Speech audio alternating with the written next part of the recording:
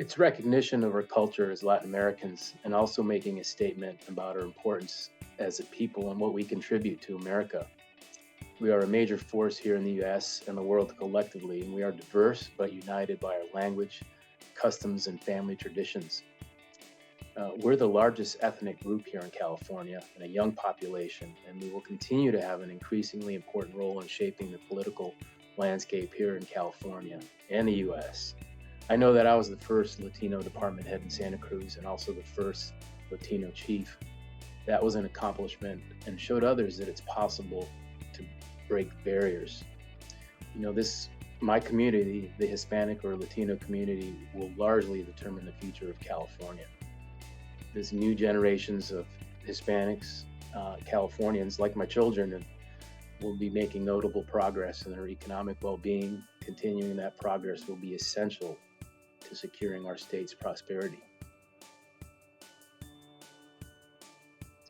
Well, it has informed most aspects of how I lead with humility, pride, and recognition of what I've accomplished as a first-generation American.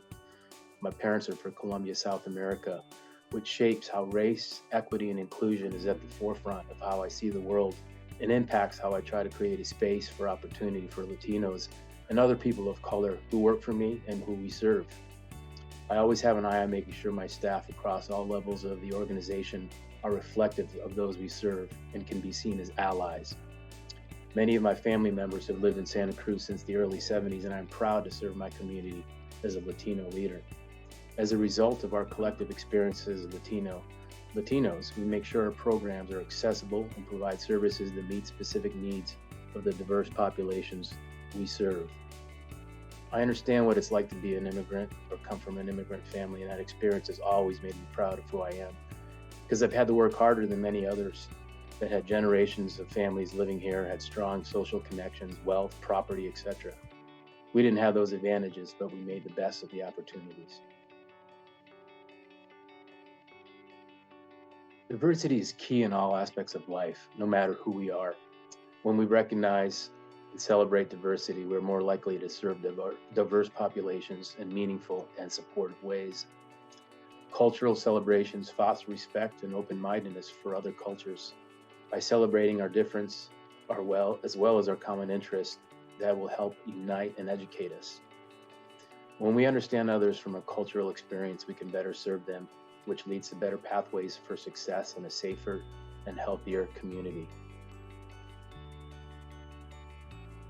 Well, that's a tough question because the list of leaders is short, which highlights the issue. Hopefully not for long as our population grows and has more and more success in our country and in California. I didn't have any Latino role models at Probation because when I started and moved up to the ranks, it was exclusively white. I'm in my 29th year. It's a little different now, but when I started, it was a lot different.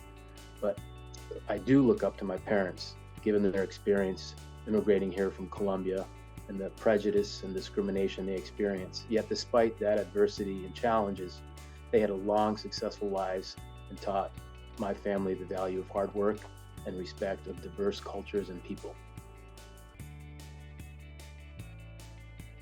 Well, it really helped me understand the family dynamics and just really deep cultural aspects of going to speak with families who I needed to speak with first. I needed to address la abuelita, who's a grandma, or la tia, of course, the mom, la mamá, or papa. So I had to respect those nuances and know where to start. And I remember many of home visits, it was important to have la plática, which is the chit chat. So first, you don't get right to business, right? You have to chit chat, and that was really important, not be impatient, take a snap, accept a cup of coffee or something, food. I remember struggling with that. It's like boundaries, but soon realizing, no, I need to connect with these people and have to have my trust. So that was important. And key as a PO was I was bilingual. I speak Spanish, I write and read in Spanish, so it's super helpful for me, obviously, to communicate with them. I'm still part of the system, so developing trust with families, is always hard, right, when you're part of the system and our role as probation officers.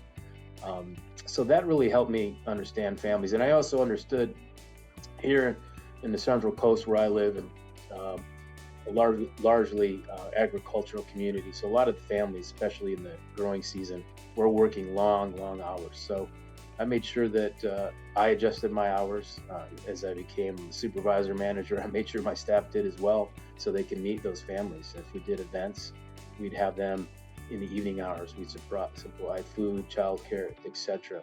So that was really important for me. The other important piece was just meeting where they're at. A lot of our Latino families work in the service industry and in restaurants. So I wanted to meet with a dad or mom. It's like, hey, I have a break at such and such restaurant, and I was like, sure, I'll be there. I understood that I wasn't gonna make them drive here, take time off from their jobs that they were, barely holding on to. So just a lot of things that I was aware of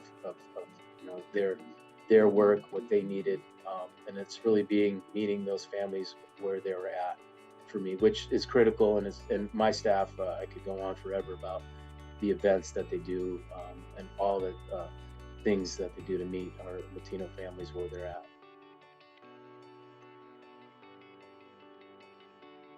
For my perspective, leading my department, we have a very diverse team across all levels of the organization, from line staff to supervisors to middle management and all the way up to executive leadership. So there's Latinos and other people who are on my executive management team. So I've made it really key to how we work and operate by identifying who we serve and wanting to look like that. So there's opportunities in probation to not just be an entry level staff, but have a big future where you can work an entire career. The rewarding aspect of it is that we know people of color are overrepresented, particularly youth in our system. Youth who are in custody tend to be in our 80% of the population that we serve. So there's important work in your perspective, your understanding of the community. Maybe people with lived experience, or you have lived experience yourself. That's who we want to hire, so you can work and understand, have empathy, walk a mile in people's shoes. So there's a great opportunity to give back and really shape the future of how we work at probation, but also make a positive impact on the lives of those we serve.